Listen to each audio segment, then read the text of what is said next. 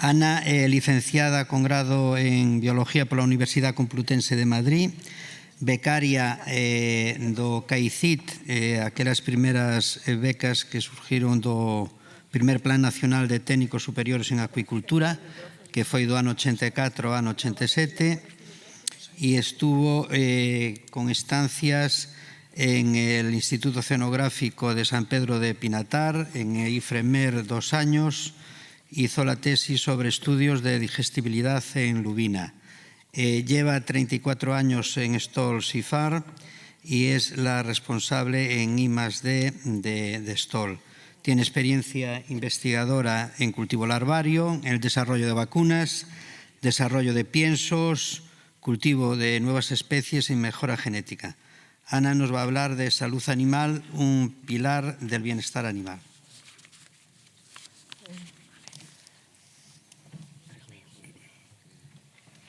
Bueno, lo primero de todo, muchísimas gracias a los organizadores por la invitación a Stoll Sea Farm para participar en estas jornadas y muchas gracias a todos los presentes. Mi presentación va a tener 3 partes. Una que es explicar qué es Stoll Sea Farm. Yo no lo tengo todavía, ¿eh? No está sincronizado, ¿eh? No está sincronizado. ¿Qué diapositivas? Ah, sí, perdón. Pensé que lo habían colocado. Disculpe. Perdón. Ahora sí, perfecto. Muy bien, muchas gracias. Entonces os haré una presentación de qué es Stoll Sea Farm. Una segunda parte será la agenda de sostenibilidad de Stoll Sea Farm. Y por último, el tema de la charla, que es la prevención, que es, en nuestra opinión, un pilar de la salud y el bienestar animal fundamental. En la presentación de Stoll Sea Farm es una empresa de acuicultura que se fundó en 1972. La empresa fue pionera mundial en la producción de alevines de salmón. El fundador de la empresa era de una zona costera de Noruega y se dedicaba al transporte por barco. Vivido siempre en una zona de influencia de la pesca, pues el proyecto de cultivo de peces, que en aquel momento era una cosa muy, muy inicial, le pareció una apuesta de gran innovación de futuro. Entonces, nuestra empresa, pues, este año hace 50 años, se fundó en 1972, este año hace 50 años. ¿Quiénes somos actualmente? Pues actualmente Stoll Sea Farm es el líder europeo de la producción de rodaballo, Escophthalmus maximus, y de lenguado, Solea senegalensis. En el año 21 se comercializaron 8.500 toneladas de rodaballo y 1.500 toneladas de lenguado. Stoll Sea Farm, aunque el accionariado cotiza en la bolsa de Oslo, Stoll Sea Farm es una empresa española y tiene sus oficinas centrales en Santiago de Compostela. Y nos consideramos una empresa innovadora en acuicultura de especies premium. Tenemos 2 especies que son rodaballo y lenguado, 14 granjas de engorde, 2 criaderos y 2 centros de reproducción. El 71% de la cuota de mercado del rodaballo fue de Stoll Sea Farm y el 61% del lenguado. Nuestros productos se venden en más de 30 países y la empresa tiene más de 400 empleados. Los centros de producción están en gran parte en Galicia, pero también hay centros de producción en Portugal, en Francia, en Noruega y en Islandia. Y una característica es que estamos enfocados en granjas en tierra. Nuestra visión es asegurar que las futuras generaciones continúen a disfrutar de un pescado excelente. Todas las granjas, pues, como he comentado, están en tierra y son o bien granjas en flujo abierto o en recirculación. Stolzy Farm ha cerrado el ciclo de vida del lenguado y del rodaballo y domina la tecnología de reproducción, de criadero, de engorde, de su cosechado, su procesado y su comercialización. La empresa se hace cargo de todo el ciclo completo. Los reproductores están aquí en Galicia, donde tenemos 2 centros de reproducción. Están sometidos a un proceso de mejora genética, con lo cual conseguimos peces mejor adaptados a las condiciones de cultivo.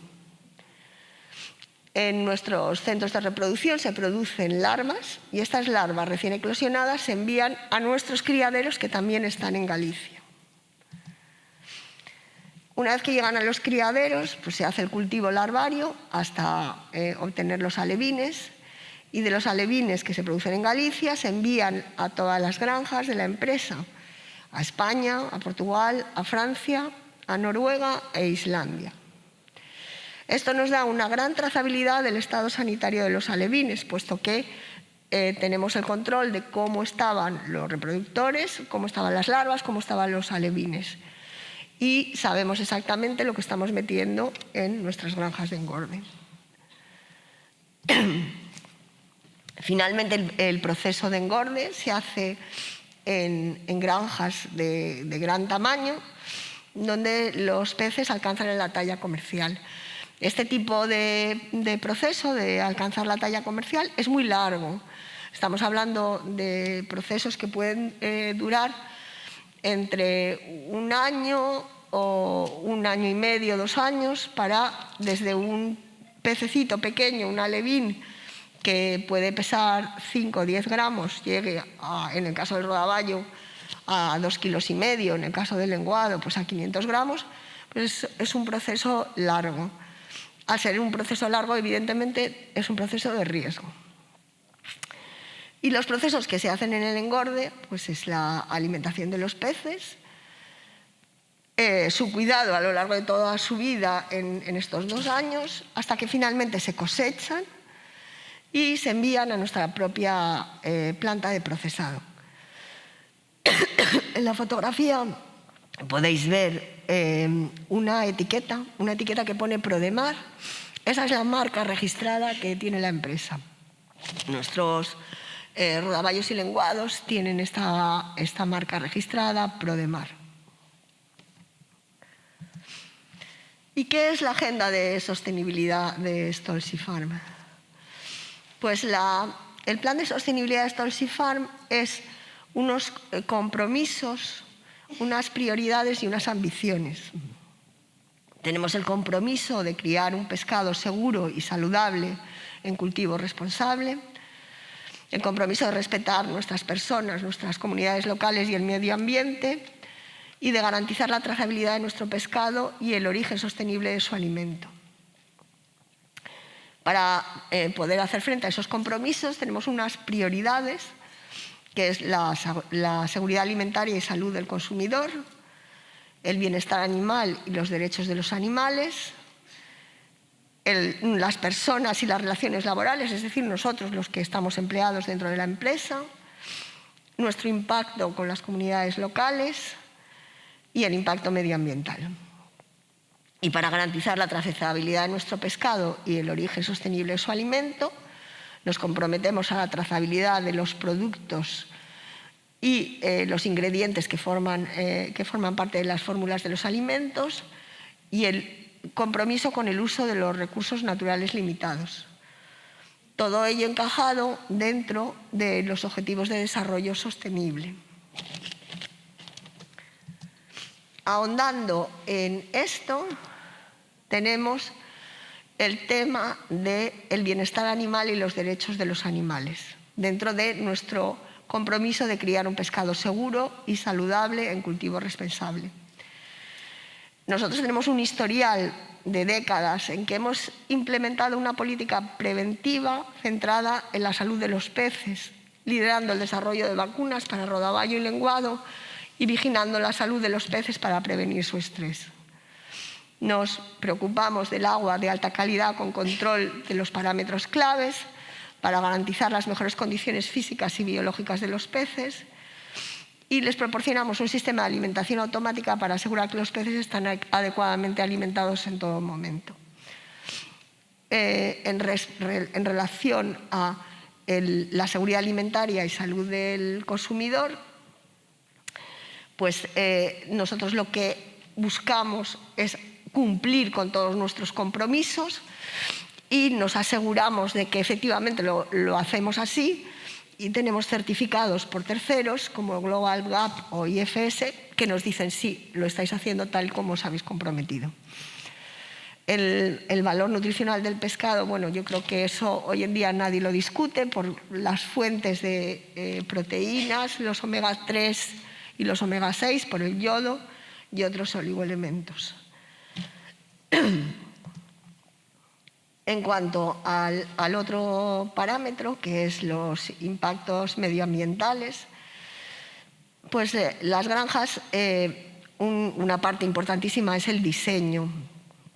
Entonces, las granjas pensamos que están bien diseñadas, con una calidad de agua de salida de granja, en línea con los valores de agua de entrada en cuanto a concentración de materia orgánica y sólidos. Hacemos un control regular de la salida del agua de las granjas, con un historial de resultados dentro de los límites reglamentarios. Incluso a veces estamos integrados en áreas con mayores requisitos de conservación, como es la reserva pesquera de Lira. La huella de carbono de los productos del mar en general se encuentra entre las mejores de todas las fuentes de proteína. Bien,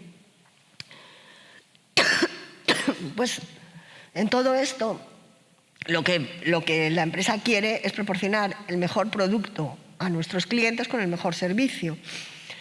Y con estos pilares que hemos hablado de calidad premium, bienestar animal, sostenibilidad, innovación y servicio.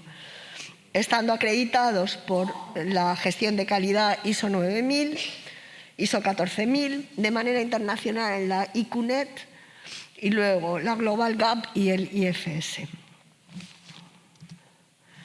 Para conseguir al final ese producto que nos pueda producir satisfacción en la mesa, que sea fácil de cocinar y que nos asegure un momento culinario placentero. Pasamos a la tercera parte de la exposición, la prevención, pilar de la salud y el bienestar animal. Aquí nosotros lo que pongo aquí es un esquema que todos conocéis perfectamente. El que un pez se ponga enfermo es una intervención entre tres elementos, que es el propio pez, que es el huésped, la presencia del patógeno y la calidad del ambiente. Lo que nosotros queremos hacer es trabajar en estas tres dimensiones para minimizar los riesgos. Esto es el trabajo preventivo. Tratar de conseguir que puedan juntarse los elementos el mínimo número de veces posibles para que los peces lleguen a estar enfermos. ¿Y qué indicadores podemos relacionar con la salud de los peces y, por tanto, son esenciales para su bienestar animal? Hay una serie de indicadores cuantitativos, que es la supervivencia final, el número de animales cosechados cuando ya los hemos vendido todos, por el número de animales estabulados por cada lote de producción. Esto lo que pasa es que es un número final, nos da una idea de la evolución por años y por lotes. La mortalidad mensual, esto es mucho más operativo porque podemos ir viendo cada mes cómo estamos teniendo nuestros peces, si aumenta o disminuye la mortalidad. Por tanto, el número mensal de muertos por el número de animales estabulados por granja o lote de producción por granja. La tasa de alimentación diaria es un indicador muy bueno. Es la cantidad de alimento consumido diariamente por la biomasa estimada del lote de peces y multiplicado por 100. Un cambio en la tasa de alimentación sobre lo que nosotros sabemos que esperamos que van a comer los peces nos está dando ya una indicación de que esos peces no están como tenían que estar. Por supuesto, la tasa de crecimiento. La tasa de crecimiento se mide de muchas maneras, de manera semanal, mensual o por el crecimiento específico. Igual que la tasa de alimentación, tenemos nuestras propias curvas de qué esperamos, cómo crecen los peces. Si hay una disminución de esa tasa de crecimiento, tenemos que preocuparnos de saber si nuestros peces están en las buenas condiciones.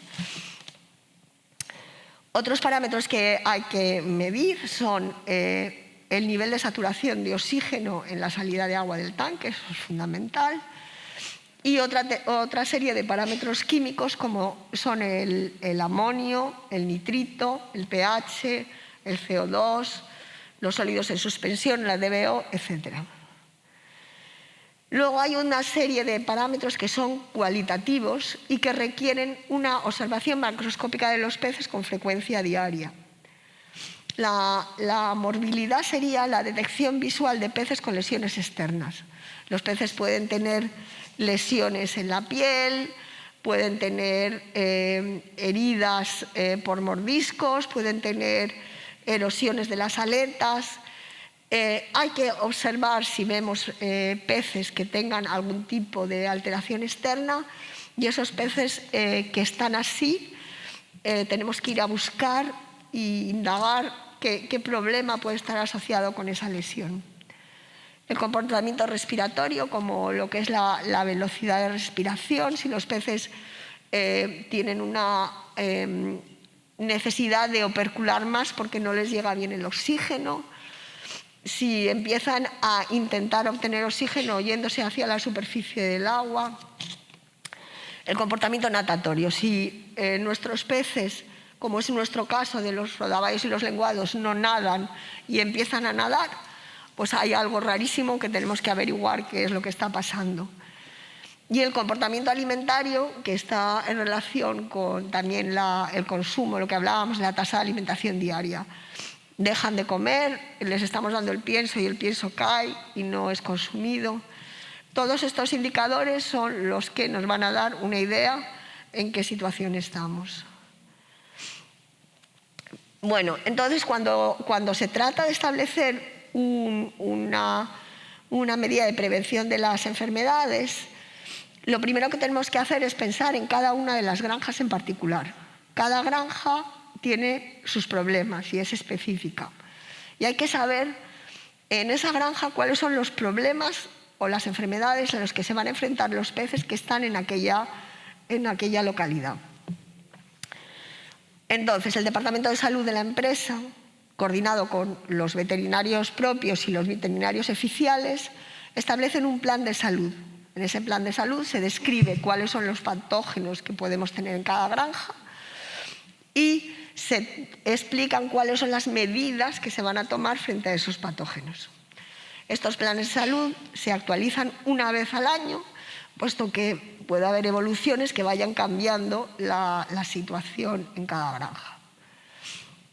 El Departamento de Salud se encarga también de esa vigilancia del bienestar animal y de encontrar aquellos animales que habíamos hablado que podíamos detectar visualmente que pudieran tener alteraciones, y los van a recoger y van a poder hacer los muestreos necesarios para llegar a un diagnóstico temprano de las patologías si los hubiera.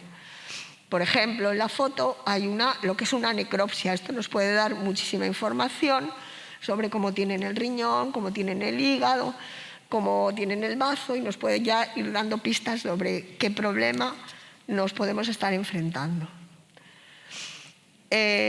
Los departamentos de salud y de producción establecen un plan en donde dicen, bueno, pues mira, estos peces van a comer esta dieta, con esta frecuencia de alimentación, van a estar estabulados en este tipo de tanque. Para esta edad concreta tenemos una densidad que es el margen donde los peces están a gusto. Van a tener este nivel de oxigenación, los caudales de agua, la circulación del agua en el tanque. Todos estos parámetros reflejados buscan optimizar la supervivencia y el crecimiento y vendrán explicados en el plan de salud. Por otro lado, los departamentos de producción, ingeniería y mantenimiento se encargarán de las medidas de seguridad de la instalación, de forma que el agua siempre tiene que ser constante. El suministro de agua en una granja de peces en tierra no puede parar en ningún momento. Por tanto, los sistemas de bombeo tienen que estar asegurados, tiene que haber grupos electrógenos, tiene que haber oxígeno auxiliar, todas estas medidas de seguridad, de forma que nunca pueda haber una mortalidad accidental masiva, tiene que quedar reflejado en ese plan de salud. El siguiente paso, muy importante, es la bioseguridad, la limpieza, la higiene y la desinfección. En nuestro caso, que son granjas en tierra, cada granja tiene un plan de vaciado de los tanques, de la limpieza de los tanques y de sus anexos. Y estas etapas tienen que incluir una etapa de fregado, una etapa de aclarado y desinfección. Y esto tiene que quedar suficientemente bien registrado, ¿no? Se están haciendo las limpiezas, hemos hecho todas las etapas, lo hemos registrado. La superficie de los tanques debe ser suficientemente lisa para permitir un buen arranque del biofilm, donde pudieran quedar acantonados los patógenos. Esto es súper importante. No solamente hay que estar fregando bien, sino que además, si tenemos una buena superficie, podemos fregar mejor. Y en el tanque no debe haber objetos que dificulten la buena circulación del agua, que pudiera impedir la autolimpieza de los tanques. Esto, en los casos de los peces planos no nadan, están sentados en el fondo del tanque. Y además son sociales, son animales sociales. Si en un tanque de rodaballo ponemos la mitad de la densidad óptima, los peces van a utilizar la mitad del tanque. La otra mitad del tanque va a quedar vacía, porque ellos son sociales y no tienen jerarquías. Entonces, el hecho de que sean sociales, de que estén agrupados y que no naden, hace que la circulación del agua solamente es la que tiene el agua por sí misma, por cómo entra el agua en el tanque y cómo sale del tanque. No son como los peces nadadores, que ellos por su propio movimiento dan un impulso al agua, ¿no? Entonces, que los tanques tengan una buena autolimpieza es esencial para no tener un exceso de materia orgánica dentro de los tanques. Y luego dentro de las granjas tiene que haber una organización del trabajo y de las zonas de trabajo. Esta zonación de las granjas significa que tendremos una zona donde tenemos peces jóvenes, una zona donde tenemos peces intermedios, una zona donde tendremos los peces más grandes, y tienen que estar físicamente separadas, y los objetos para trabajar con ellos y los operarios también tienen que ser diferentes. Tenemos que evitar que podamos transmitir una enfermedad de un pez adulto a un pez joven a través de las personas o los objetos. En cuanto a la calidad de agua, es la parte del medio ambiente, ¿no? Cómo influye el medio ambiente, que para los peces es el agua, en su estado sanitario. Lo primero es que hay dos tipos de sistemas de granjas, las de sistemas de flujo abierto o las de recirculación.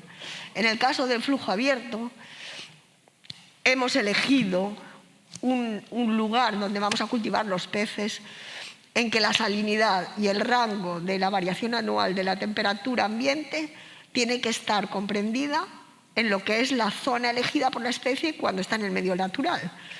Si el pez quiere estar a 15 grados y nos ponemos a cultivarlo en una zona donde el agua no llega a más de 10 grados, pues no va a poder estar bien ese pez. O al contrario, si nos lo llevamos a una zona de aguas de 22 grados, nos va a pasar lo mismo. Entonces, en el sistema de recirculación, por el contrario, ahí podemos encontrar que nos podemos ajustar a proporcionarles por medio del sistema de recirculación la temperatura ideal a lo largo de todo el año y también se puede jugar también un poco con la salinidad. El caudal de agua en el tanque y el enriquecimiento con oxígeno, esto nos debe permitir que el pez siempre tenga oxígeno para la respiración. En la mayoría de las especies se fija un mínimo en salida del 80% de saturación, porque a partir de, si baja el 80%, el oxígeno no está disponible para los peces. Hay que monitorizar frecuentemente la concentración de oxígeno en salida y ajustar las condiciones cuando sea necesario. Para los sistemas de RAS y para cada una de las especies, porque hay mucha variabilidad entre especies, hay que saber cuáles son los límites de tolerancia para el amonio, el nitrito, el CO2 o el pH.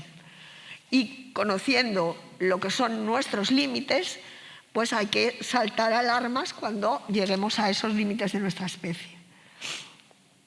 En cuanto al manejo de los peces, tenemos que tener buenas prácticas de clasificación, de cosechado, de vacunación y formación de los operarios, y establecer para cada especie límites de permanencia fuera del agua, porque otra vez no es lo mismo unas especies y otras. En cuanto a las herramientas de diagnóstico temprano, nosotros tenemos técnicas de observación al microscopio, que se puede hacer por rascados o improntas, análisis de microbiología, por siembras de bacteriología o análisis de PCR o serología para patógenos concretos. Y la vigilancia para la detección temprana de enfermedades, tendrá que haber alguna posibilidad de que no sea todo lo que nosotros conocemos, porque a veces salen enfermedades emergentes, y para eso necesitamos contar con la colaboración con los centros de investigación que nos ayuden a identificar esas enfermedades emergentes. Una de las medidas estrellas es la vacunación. La vacunación, conociendo una patología, los peces se pueden vacunar o bien por baño de inmersión cuando son pequeñitos, como en la foto, que son demasiado pequeños para inyectarse, o bien una vez que han alcanzado un cierto tamaño, en los engordes los podemos reforzar el plan de vacunación con vacunas por inyección intraperitoneal. ¿Y qué ocurre si las enfermedades no se pueden prevenir por vacunación? Pues hay que pensar o bien en hacer planes de selección genética en mejora la resistencia de ciertas enfermedades, o bien tratar el agua si el patógeno nos viene a través del agua. Entonces, los tipos de tratamientos de agua que hay, que se conocen, son pues, los filtros de macroalgas, los filtros rotatorios, la microfiltración, el tratamiento con ozono, el tratamiento con ultravioleta y los propios cultivos de RAS, que nos aíslan mucho del entorno. ¿Y cuál es el futuro?